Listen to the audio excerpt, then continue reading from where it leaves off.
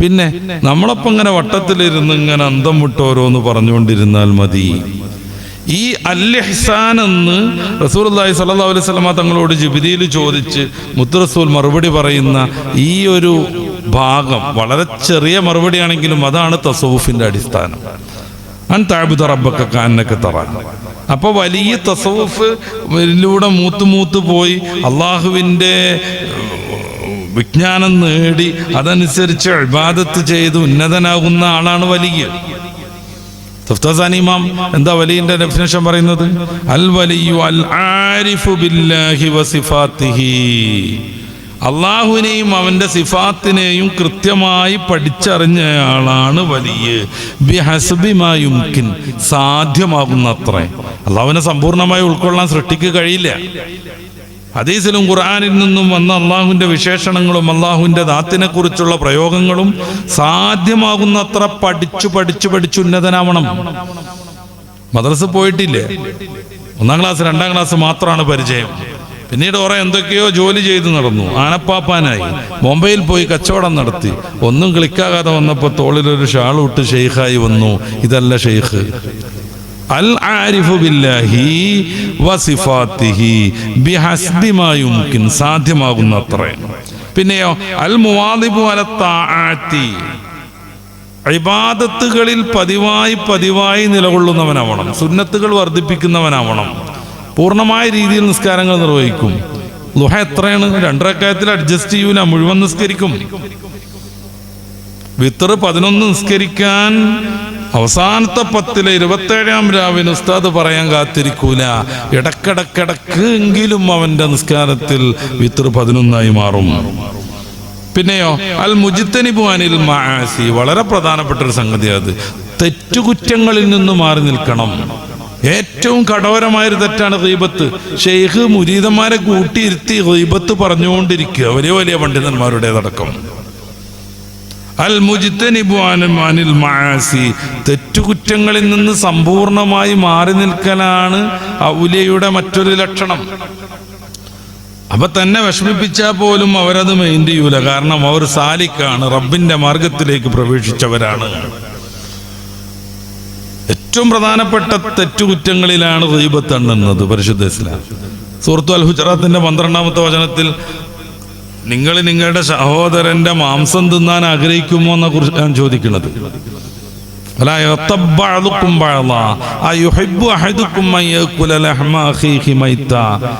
നിങ്ങളുടെ സഹോദരൻ മരണപ്പെട്ടാൽ അവന്റെ ശരീരം ഭക്ഷിച്ചു കളയാൻ നിങ്ങൾ ആരെങ്കിലും ആഗ്രഹിക്കുമോ? ഫകരിഹ്തുമു, അത് ഉറപ്പാണല്ലേ. എങ്കിൽ അതിനേക്കാൾ മാരകമാണ് അവന്റെ പരദൂഷണം പറയുന്നതെന്ന് ഖുർആൻ പറയുന്നു. എന്നിട്ട് ഇരുന്ന് പറഞ്ഞുകൊണ്ടിരിക്കുക പരദൂഷണം എന്ന് മാത്രമല്ല, മോഹങ്ങളും താല്പര്യങ്ങളും വിചാരങ്ങളും പുറത്തുകൂടെ അങ്ങനെ നടക്കുമ്പോൾ കാണുന്ന വിവിധങ്ങളായ ആകർഷണീയമായ സംഗതികളും അതിൽ നിന്ന് റിട്ടേൺ അടിക്കുന്നവനാണ് വലിയ. അൽ മുഅരിദ്, അതിനെ ഉപേക്ഷിച്ച് പിന്തിരിഞ്ഞു പോരുന്നവനാണ് വലിയ. ഇപ്പൊ വിധങ്ങളായ അലങ്കാരങ്ങൾ ഉണ്ടാവും. നമ്മുടെ ശരീരത്തെയും മനസ്സിനെയും സ്വാധീനിക്കുന്ന വ്യത്യസ്തങ്ങളായ വിഭവങ്ങൾ ഭൗതിക ലോകത്ത് ധാരാളം ഉണ്ടാകും. ഇതിൽ നിന്ന് മാറി നിൽക്കുന്നവനാകുന്നു വലിയ. അങ്ങനെ വരുമ്പോ ഈ ത്വരീഖത്ത് എന്നൊക്കെ പറഞ്ഞാൽ എന്താണ്, ശരീഅത്ത് എന്ന് പറഞ്ഞാൽ എന്താണ്? ഞാൻ വലിയ ദാർശനികമായ ചർച്ചയിലേക്ക് പോകില്ല. നമ്മൾ സാധാരണക്കാർക്ക് മനസ്സിലാവുന്ന രീതിയിൽ പറയാം. പരിശുദ്ധ ഇസ്ലാമിൻ്റെ ഫിഖ്ഹ് നമുക്ക് പഠിപ്പിച്ചു തരുന്ന ഇബാദാത്ത് കാര്യങ്ങൾ മുഴുവൻ അനുഷ്ഠിക്കലും തെറ്റെന്ന് നമുക്ക് മതം പഠിപ്പിച്ചു തന്ന ഏതൊക്കെ കർമ്മങ്ങളും കൃത്യങ്ങളുമുണ്ടോ അതിൽ നിന്ന് മാറി നിൽക്കലുമാണ് ശരീഅത്ത്. ഈ ശരീഅത്തിൽ സമ്പൂർണമായ സൂക്ഷ്മതയിലേക്ക് കൊണ്ടുപോകലാണ് ത്വരീഖത്ത്. ഇപ്പൊ നിസ്കാരം നമുക്ക് ഫർളും ഷർത്തും അനുഷ്ഠിച്ചിട്ടുണ്ടെങ്കിൽ നിസ്കാരം ശരിയോ? നിസ്കാരത്തിൽ ഒരു പ്രാവശ്യം പോലും അള്ളാഹുവിനെ ഓർക്കണമെന്ന് ഷർത്തില്ല. ശ്രദ്ധിക്കണേ, ഫർളുമില്ല. നിസ്കാരത്തിന്റെ ഫർള് 14ആണ്, നമുക്കറിയാം. അതിൽ ഏതെങ്കിലും ഒന്ന് നിസ്കാരത്തിൽ എല്ലാ സമയവും അള്ളാഹുവുമായി ഓർമ്മ ബന്ധിച്ചുകൊണ്ടിരിക്കുക, അള്ളാഹുവിനെ ഓർത്തുകൊണ്ടിരിക്കുക എന്ന് പറയണില്ല. ഷർത്തിന്റെ കാര്യത്തിൽ ഒളു പോലെയുള്ള സംഭവങ്ങൾ നമുക്കറിയാം. അതിലൊന്നും ആ ഷർത്ത് പറയുന്ന ഒരു സ്ഥലത്ത് പോലും നിസ്കാരത്തിൽ അള്ളാഹുവിനെ ഓർത്തുകൊണ്ട് നിർവഹിക്കുക എന്ന് പറയണില്ല. ഇതാണ് ഷർത്ത് ഫർദ് എന്നൊക്കെ പറഞ്ഞാൽ ജസ്റ്റ് അതങ്ങനെ നിർവഹിച്ചിട്ടുണ്ടെങ്കിൽ നിസ്കാരം ഒരു കോലത്തിൽ അങ്ങോട്ട് പൂർത്തിയാകും. പക്ഷേ ഏറ്റവും അഹ്വത്ത് സൂക്ഷ്മമായ നിസ്കാരം ഇതല്ല. ഒരു നിമിഷം പോലും ചിന്ത മാറാതെ അവൻ നിർവഹിക്കും. ശരീഅത്ത് എന്ന് പറഞ്ഞാൽ നിസ്കാരം നിർവഹിക്കൽ, തരീഖത്ത് എന്ന് പറഞ്ഞാൽ വളരെ സൂക്ഷ്മതയോടുകൂടെ അത് നിർവഹിക്കൽ, സുന്നത്തുകൾ മുഴുവൻ പാലിച്ച് എല്ലാ അർത്ഥത്തിലുള്ള ഷർത്തുകളും ഫർളുകളും പൂർണ്ണമായ രീതിയിൽ നിർവഹിച്ച്. ഇപ്പോ ഫാത്തിഹ ഓതുമ്പോ ബിസ്മി ചൊല്ലിയാൽ മതി, അഴുതുവിന്റെ ആവശ്യമൊന്നുമില്ല. പക്ഷെ അഴുത് ചൊല്ലിയിട്ടേ അവർ നിസ്കാരം നിർവഹിക്കുള്ളൂ. നിസ്കാരത്തിൽ നേരെ കയറിയിട്ട് ബിസ്മില്ലാഹിർ റഹ്മാനിർ റഹീം അൽഹംദുലില്ലാഹ് എന്ന് പറഞ്ഞ് ഫാത്തിഹ തുടങ്ങിയാൽ മതി, നിസ്കാരം ശരിയാവും. പക്ഷെ വജ്ജഹത്തു വജ്ഹിയ ലില്ലദീ ചൊല്ലിയിട്ടേ അവർ നിസ്കാരം നിർവഹിക്കുള്ളൂ. അതും കേവലം ചെല്ലലല്ല. ഇന്ന സ്വലാത്തി വനുസുക്കി വമഹ്യായ വമമാത്തി ലില്ലാഹി റബ്ബിൽ ആലമീൻ. എൻ്റെ നിസ്കാരം, എൻ്റെ ആരാധനകൾ, മറ്റെല്ലാ പ്രവൃത്തിയും, എൻ്റെ ജീവിതം, എൻ്റെ മരണം, എൻ്റെ ഓരോ ചലന നിശ്ചലനങ്ങൾ എല്ലാം റബ്ബിന് സമർപ്പിതം. ഇതൊരു പ്രതിജ്ഞയാണ്. ഇതെടുത്തിട്ടാണ് നിസ്കാരത്തിൽ ഫാത്തിഹയിലേക്ക് കടക്കേണ്ടത്. മനസ്സ് തരളിതമാകും, റബ്ബിലേക്ക് പാറിക്കൊണ്ടിരിക്കും. ആരിഫീങ്ങളുടെ ഹൃദയം അതാണ്. ഇമാം നബവി തങ്ങൾ റിയാദുസ് സ്വാലിഹീന്റെ ആമുഖത്തിൽ പറയുന്നുണ്ട്, ഖുലൂബുൽ ആരിഫീന ലഹാ ഉയൂനു. ആരിഫീങ്ങളുടെ ഹൃദയത്തിൽ, ഞാൻ പറഞ്ഞാൽ അൽ ആരിഫു ബില്ലാഹ്, അള്ളാഹുവിനെ വേണ്ട വിധം അറിയുന്നയാൾ, വലിയ, അവരുടെ ഹൃദയത്തിന് പ്രത്യേകമായ ചില അകക്കണ്ണുകളുണ്ട്. സാധാരണഗതി വേണ്ട വിധം അറിയുന്നയാൾ, വലിയ, അവരുടെ ഹൃദയത്തിന് പ്രത്യേകമായ ചില അകക്കണ്ണുകളുണ്ട്. സാധാരണഗതിയിൽ കാണുന്ന കണ്ണല്ല അത്. സാധാരണ നമ്മളൊക്കെ കാണുന്ന കണ്ണല്ല അത്. അതുകൊണ്ട് കാണാത്ത പലതും ഇവർ കാണും. അതുകൊണ്ടാണ് ഷെയ്ഖ് ജീലാനി തങ്ങളെ പരീക്ഷിക്കാൻ വന്ന 100 പണ്ഡിതന്മാരോട് ഷെയ്ഖ് ജീലാനി തങ്ങൾ കസാരയിൽ നിന്ന് ഒന്നുങ്ങളുടെ കുനിയുമ്പോഴേക്ക് ഒരു പ്രത്യേകമായ ചൈതന്യം, പ്രകാശം പുറപ്പെടുന്നതും അവരുടെ ഓരോരുത്തരുടെയും ഹൃദയത്തിൽ അത് സ്പർശിക്കുന്നതും അതോടുകൂടെ അവർ സമ്പൂർണമായി ബ്ലാങ്കായി മാറുന്നതും, അവിടെ ഇൽമും മൊത്തം പോയി, ശൂന്യായി, പൊട്ടിക്കരഞ്ഞു അവർ. ഷെയ്ഖ് ജീലാനി തങ്ങൾ ഓരോരുത്തരെയും കൂട്ടിപ്പിടിക്കുന്നു. അതോടുകൂടെ നഷ്ടപ്പെട്ട ഇൽമുകളെല്ലാം അവർക്ക് തിരിച്ചു കിട്ടുന്നു. എന്നിട്ട് ശാന്തനായി, അക്ഷോഭ്യനായി ഓരോരുത്തരോട്, നിങ്ങൾ പഠിച്ചു എന്ന് എന്നോട് ചോദിക്കാൻ കരുതിയത് ഈ കുസൃതി ചോദ്യമായിരുന്നു, അതിൻ്റെ ഉത്തരം ഇതാണ്. നിങ്ങൾ ചോദിക്കാൻ വന്നത് ഇന്ന ചോദ്യമാണ്, അതിൻ്റെ ഉത്തരം ഇതാണ്. ഓരോരുത്തരും ഇങ്ങോട്ട് ആവശ്യപ്പെടാതെ അവര് കരുതി വന്ന ചോദ്യം അങ്ങോട്ട് പറഞ്ഞിട്ട് ഉത്തരം പറഞ്ഞു കൊടുക്കുന്നു. ഖുലൂബുൽ ആരിഫീന ലഹാ ഉയൂനു. ആരിഫീങ്ങളുടെ ഹൃദയത്തിന് ചില അകക്കണ്ണുകളുണ്ട്.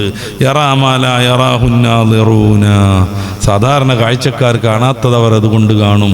നമുക്ക് കാണണമെങ്കിൽ ഒരു ചിത്രത്തിൽ പോയി ഹൃദയത്തിൽ നിന്ന് കണ്ണിൽ നിന്ന് വരുന്ന രശ്മികൾ തട്ടണം, അതിൻ്റെ പ്രതിഫലനം വരണം, അത് തലകുത്തനെ നമ്മുടെ കണ്ണിൻ്റെ റെറ്റിനയിലെത്തണം. എന്നിട്ട് അത് തലച്ചോറ് അനലൈസ് ചെയ്തിട്ട് കുറേ പ്രക്രിയകൾ നടക്കണം. അപ്പോഴേ നമുക്ക് കാണൂ. അതിന് സ്ഥൂല വസ്തുവാവണം, മനസ്സിൻ്റെ ചിന്ത കാണാൻ പറ്റൂല. പക്ഷേ ആരിഫീങ്ങളുടെ ഹൃദയത്തിലുള്ള കണ്ണുകൾ സാധാരണ കണ്ണല്ല. അതുകൊണ്ട് അവർ ഇതൊക്കെ കാണും, മനസ്സ് കാണും. കുപ്പിക്കകത്തുള്ള വസ്തുവിനെ പോലെ കാണാൻ ഞാൻ നിങ്ങളുടെ ഹൃദയം, കൽഭകം എന്നവർക്ക് പറയാനും പാടാനും കഴിയും. വജിനിഹത്തുൻ, അവർക്ക് കുറെ ചിറകുകളുണ്ട്. ആ ചിറക് കൊണ്ടവർ മലക്കൂത്ത് റബ്ബിൽ ആലമീൻ, പടച്ച റബ്ബിന്റെ മലക്കൂത്തിലേക്ക് അവർ പാറിപ്പോകും. പക്ഷേ ബിഗൈരി റീഷിൻ, സാധാരണ ചിറകിനുണ്ടാകുന്ന തുവലും എല്ലും മാംസമൊന്നും അതിലുണ്ടാവില്ല. ആ ചിറക് കൊണ്ട് അവർ പാറും. എങ്ങനെയാണ് ഈ ചിറകിലൂടെ അവർ പാറൽ നടത്തുന്നത്? ഷെയ്ഖ് ജീലാനി തങ്ങളുടെ പ്രധാനപ്പെട്ട ഒരു ഉപദേശമുണ്ട്,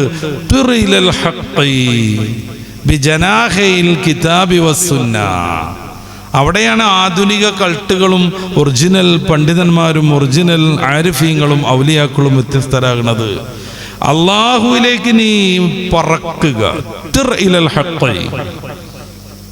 സർവസാര രഹസ്യം ഉൾക്കൊള്ളുന്ന പടച്ച റബ്ബ്, ആ റബ്ബിലേക്ക് നീ പറക്കുക. എങ്ങനെ?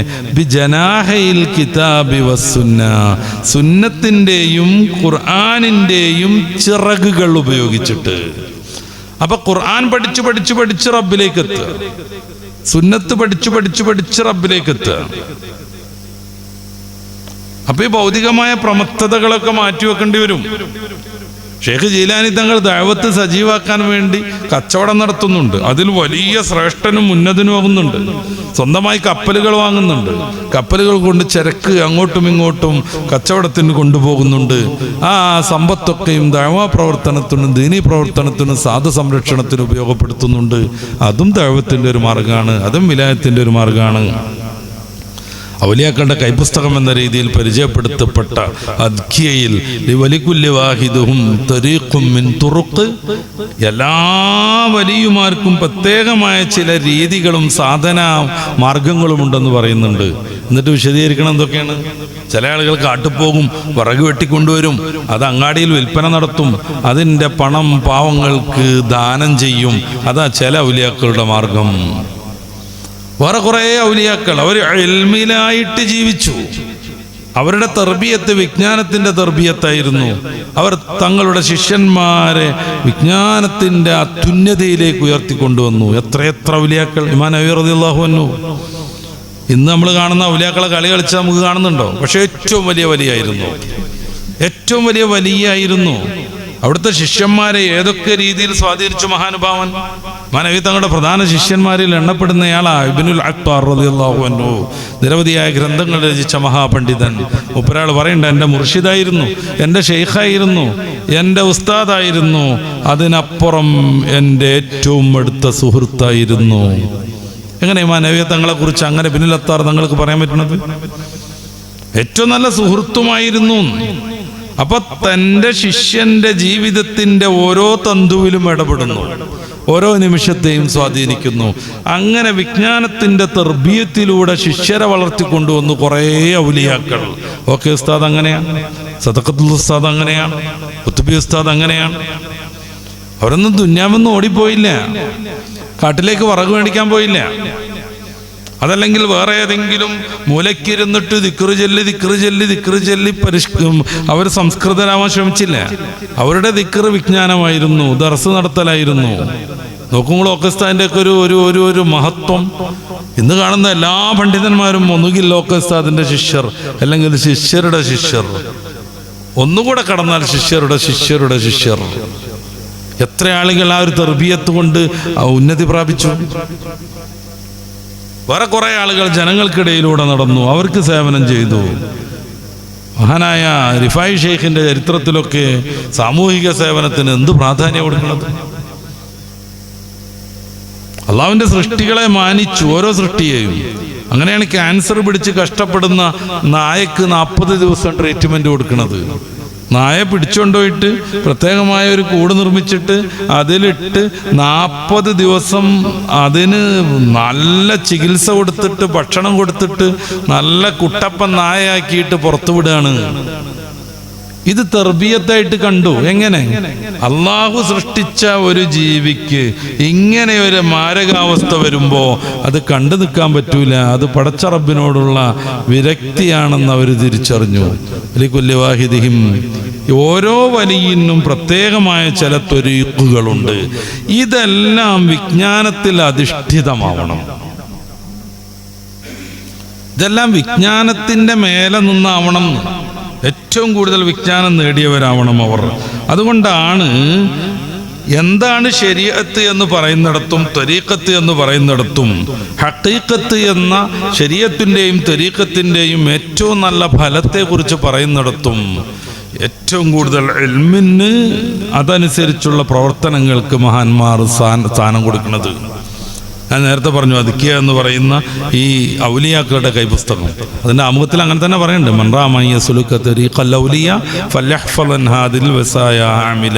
ആരെങ്കിലും ഔലിയാക്കളുടെ മാർഗത്തിൽ പ്രവേശിക്കാൻ ആഗ്രഹിക്കുന്നുവെങ്കിൽ ഈ ഒരു കിതാബിൽ പറയുന്നത് പഠിച്ചനുഷ്ഠിക്കണം. ആ കിതാബിൽ പറയുന്നത് ഇന്ന തരീഖ ശരീഅത്തുൻ വ തരീഖത്തുൻ വ ഹഖീഖത്തുൻ. എന്താണ് അള്ളാഹുവിൻ്റെ മാർഗം? അത് ശരീഅത്തും തരീഖത്തും ഹഖീഖത്തുമാണ്. എന്നിട്ട് അത് സാധാരണക്കാർക്ക് മനസ്സിലാവാൻ മനോഹരമായൊരു ഉദാഹരണം പറയുന്നു. ഫശരീഅത്തുൻ കസഫീനത്തിൻ. കടലിൻ്റെ ആഴിയിൽ മുങ്ങിയിട്ട് മുത്ത് കരസ്ഥമാക്കാൻ ആഗ്രഹിക്കുന്ന ആൾക്ക് കപ്പൽ എങ്ങനെയാണോ അങ്ങനെയാണ് ശരീഅത്ത്. എന്നുവെച്ചാൽ ഈ കപ്പലിൽ ഏറണം, കപ്പലിൽ കയറണം, കപ്പൽ ശരിയായിരിക്കണം, അതിന് ദ്വാരം ഉണ്ടാവരുത്, എഞ്ചിൻ പ്രവർത്തിക്കണം, ആവശ്യമായ ഇന്ധനം വേണം. എന്നിട്ട് അദ്ദേഹം യാത്ര ചെയ്യണം. എവിടെ? ത്വരീഖത്തുൻ കൽ ബഹർ. ത്വരീഖത്ത് എന്ന് പറഞ്ഞാൽ അത് ഈ സമുദ്രം പോലെയാണ്. ശരീഅത്താകുന്ന കപ്പലിലേറി ത്വരീഖത്തിലൂടെ സഞ്ചരിച്ച് ആത്മീയ സാധകന്റെ ലക്ഷ്യമാകുന്ന ഹഖീഖത്തിലേക്ക് എത്തണം. അപ്പൊ ഏറ്റവും ഇമ്പോർട്ടൻ്റ് ആണ് ശരീഅത്ത്. അതിൽ ഒരാണും മാറ്റം വരാൻ പാടില്ല. എനിക്ക് നിസ്കാരമല്ല, എൻ്റെ മുരീദന്മാരാരും നോമ്പ് വെൽക്കണ്ട, അവർക്ക് ഹജ്ജ് നമ്മുടെ ഈ ഗാങ്ഘാഗിലേക്ക് വന്നാൽ മതി, ഇങ്ങനെയൊന്നും പരിചയപ്പെടുത്തിയാൽ ആ ഒന്നാം പോയിന്റിൽ വെച്ച് അത് കള്ളത്തരമാകുന്നു, അത് തനിച്ച കാപട്യവുമായി മാറുന്നു. കാരണം ശരീഅത്തില്ലാതെ ഒരു തരീഖത്തില്ല. ഈ ശരീഅത്തിലുള്ള കർമ്മങ്ങളെ തേച്ചുമിനുക്കി ഏറ്റവും സമ്പൂർണതയിലേക്ക് എത്തിക്കാനുള്ള മാർഗമാണ് ത്വരീഖത്ത്. ഇത് രണ്ടും സമഞ്ജസമായി മുന്നോട്ട് പോകുമ്പോൾ ലഭ്യമാകുന്ന വലിയ മഹത്വമാണ് ഹഖീഖത്ത്. ഈ അദ്കിയ കിതാബിൽ ഞാൻ നേരത്തെ പറഞ്ഞതുപോലെ വളരെ വ്യക്തമായ രീതിയിൽ പറയുന്നത് മൻറാമദുറല്ലി സഫീനത്തി യർക്കബു. ആരാണ് പഴയം ആഗ്രഹിക്കുന്നത്, മുത്ത് ആഗ്രഹിക്കുന്നത്, അവർ കപ്പലിൽ കയറണം, ശരീഅത്ത് അനുഷ്ഠിക്കണം. എന്നിട്ടോ വയഗൂസ് ബഹറൻ, ബഹറിൽ സഞ്ചരിച്ചു മുങ്ങണം. എന്നുവെച്ചാൽ ശരീഅത്തിന്റെ കർമ്മങ്ങളെ പൂർണ്ണതയിലേക്ക് എത്തിക്കുന്ന ത്വരീഖത്ത് മാർഗം അനുഷ്ഠിക്കണം. അതായത് ഒപ്പിച്ചോതെടുക്കരുത്, ഒപ്പിച്ച് ഫാത്തിഹ ഓതി ഒരവരി സൂറത്ത് ഓതിയിട്ട് സുജൂദ് ചെയ്യാൻ നിൽക്കരുത്, റുക്കൂ ചെയ്യാൻ നിൽക്കരുത്, നിസ്കാരം തീർക്കരുത്. പിന്നെ സമ്പൂർണമായ രീതിയിലുള്ള ഇബാദത്തുകളുമായി മുന്നോട്ട് പോകണം. എന്നിട്ടാണ് കരസ്ഥമാക്കേണ്ടത് ഈ ഹഖീഖത്ത് എന്ന് പറയുന്ന ആത്മീയ സാധകരുടെ ഏറ്റവും പ്രധാനപ്പെട്ട ലക്ഷ്യം. ഇതൊക്കെ ഇങ്ങനെ ഉദാഹരണ സഹിതം വിശദീകരിച്ചിട്ട് ഷെയ്ഖ് ജീലാനി തങ്ങൾ ഔലിയാക്കളുടെ കൈപുസ്തകമാകുന്ന അദ്കിയയിൽ പറയുന്ന ഒരൊറ്റ വരി ഏറ്റവും പ്രസക്തമാണ് ആധുനിക കാലത്ത്. മഹാനുഭാവൻ നമ്മളെ വിളിച്ചിട്ട് വളരെ സ്നേഹത്തോടുകൂടെ പറയാണ്, ത്വരീഖത്ത് എന്ന് പറയുന്ന രണ്ടാം ഘട്ടവും ഹഖീഖത്ത് എന്ന് പറയുന്ന ലക്ഷ്യവും യാ അഖീ മിൻ ഗൈരി ഫിഅലി ശരീഅത്തിൻ ലം തഹ്സല, ശരീഅത്ത് സമ്പൂർണമായി അനുഷ്ഠിക്കാതെ ലഭ്യമാവുകയേ ഇല്ല. ശരീഅത്ത് സമ്പൂർണമായി അനുഷ്ഠിക്കാതെ ലഭ്യമാവുകയേ ഇല്ല. അപ്പൊ അതുകൊണ്ട് ഫഅലൈഹി തസീനുൽ ലിദാഹിരിഹിൽ ജലി ബിശരീഅത്തിൽ യനൂറ ഖൽബും മുജ്തല. അതുകൊണ്ട് ശരീഅത്ത് കൊണ്ട് നമ്മുടെ പ്രത്യക്ഷമായ ആരാധനാ കർമ്മങ്ങളെയും നമ്മുടെ പ്രവൃത്തികളെയും മനോഹരമാക്കണം. നന്നായിട്ട് നിസ്കരിക്കണം, നോമ്പ് വെൽക്കണം, ഖുർആൻ ഓതണം, ദിക്ർ ചൊല്ലണം, സ്വലാത്ത് ചൊല്ലണം. ഇത് മാത്രമല്ല കേട്ടോ ശരീഅത്ത്. ഹറാമിൽ നിന്ന് മാറി നിൽക്കുക എന്നുള്ള ഏറ്റവും പ്രധാനപ്പെട്ട ഒരു സംഗതി അപ്പുറത്തുണ്ട്. മൗന ഗസാലി തങ്ങൾ അവിടുത്തെ ബിദായത്തുൽ ഹിദായയുടെ രണ്ടാം ഭാഗമാകുന്ന തസൗഫിന്റെ തുടക്കത്തിൽ തന്നെ പറയുന്നത് ഏറ്റവും പ്രധാനപ്പെട്ട സംഗതി കൽപ്പനകൾ പാലിക്കുക എന്നതിനേക്കാൾ തിന്മകളിൽ നിന്ന് മാറി നിൽക്കുക എന്നുള്ളതാണ്. അപ്പോൾ ശരീഅത്താണ് നിസ്കരിച്ചാൽ തീരുമോ? സക്കാത്ത് കൃത്യമായി കൊടുക്കുന്നതോടുകൂടെ ശരീഅത്ത് ഫുള്ളായിട്ട് അനുഷ്ഠിച്ചു എന്ന് വരാൻ പറ്റുമോ? എല്ലാ വർഷവും ഹജ്ജിന് പോയത് കൊണ്ടുണ്ട് ശരീഅത്ത് തീരുമോ? ഇല്ല. ശരീഅത്ത് പൂർണ്ണമാവണമെങ്കിൽ ഈ പറഞ്ഞതൊക്കെ അതിൻ്റെ അർദ്ധഭാഗം മാത്രം. മറ്റൊരു പകുതിയുണ്ട്, അത് തിന്മയിൽ നിന്ന് സമ്പൂർണമായി മാറി നിൽക്കലാണ്. നാക്കിനെ സൂക്ഷിക്കണം, കണ്ണിനെ സൂക്ഷിക്കണം. നമ്മുടെ വാക്കുകൾ ഓരോന്നും ചിന്തിച്ചു മാത്രം ഉപയോഗിക്കണം. ഒരാളെയും വത്സിക്കരുത്, പരിഹസിക്കരുത്, അന്യനെ അപഹസിക്കരുത്, ഗീബത്ത് പറയരുത്, നമീമത്ത് പറയരുത്, കള്ളം പറയരുത്, കളവ് പറയരുത്, പൊള്ളു പറഞ്ഞിട്ട് പണം പിരിക്കരുത്, പലരെയും പറ്റിച്ചിട്ട് വസ്തുവകകൾ സ്വന്തമാക്കരുത്, കുടുംബം തെറ്റരുത്, കുടുംബം തെറ്റിക്കരുത്. ഞാൻ കൂടുതൽ വിശദീകരിക്കുന്നില്ല. ശരീഅത്തിൽ നിന്ന് മാറിയിട്ട് ഒരാളും തരീഖത്തിലേക്ക് എത്തുമെന്ന് പ്രതീക്ഷിക്കാനേ പറ്റൂല. ഷെയ്ഖ് ജീലാനി തങ്ങളുടെ ചില ഉപദേശങ്ങൾ നിസ്സമായി നമ്മൾ വിലയിരുത്തി നോക്കൂ. അവിടുന്ന് പറയാണ്, നമ്മളെല്ലാവരെയും വിളിച്ചിട്ട് അഖ്രിജു ദുന്യാ മിൻ ഖുലൂബിക്കും, നിങ്ങളുടെ ഹൃദയത്തിൽ നിന്ന് ദുന്യാവിനെ മാറ്റി വെക്കണം. പിന്നെ അതിനെ നിങ്ങളെ കൈകളിൽ പ്രവേശിപ്പിച്ചോളൂ. എങ്ങനെ? ദുന്യാവിന് വേണ്ടി പണിയെടുക്കണം, കാരണം ദുന്യാവ് പ്രധാനമാണ്. പക്ഷെ ഹൃദയത്തിൽ ദുന്യാവേ എന്ന് കരുതിയിട്ടുള്ള ജീവിതം, ബിസിനസ് എന്ന് പറഞ്ഞിട്ട് നടക്കുക. പ്രിയപ്പെട്ട മക്കളോടൊപ്പം ഒരു 10 മിനിറ്റ് ഇരിക്കാൻ വയ്യ, ഭാര്യ ഫോൺ വിളിക്കുമ്പോൾ അറ്റൻഡ് ചെയ്യാൻ വയ്യ, നിസ്കാരത്തിനന്തരം ഒരു സുന്നത്ത് നിസ്കരിക്കാൻ വയ്യ, സുബ്ഹാനല്ലാഹ് 33 ചെയ്യാൻ വയ്യ, അപ്പോഴേക്കും ഓടി ബിസിനസ് എന്ന് പറഞ്ഞിട്ട്. ഖൽബിൽ നിന്ന് ദുന്യാവിനോട് മാറ്റി വെക്കുക. ഖൽബിൽ ദുന്യാവ് വരുമ്പോഴാണ് നമുക്ക് ആത്മീയമായ കാര്യങ്ങളും നമ്മൾ ചെയ്യേണ്ട വ്യക്തിപരമായ കുടുംബപരമായ കാര്യങ്ങളൊക്കെ മാറി നിൽക്കുന്നത്.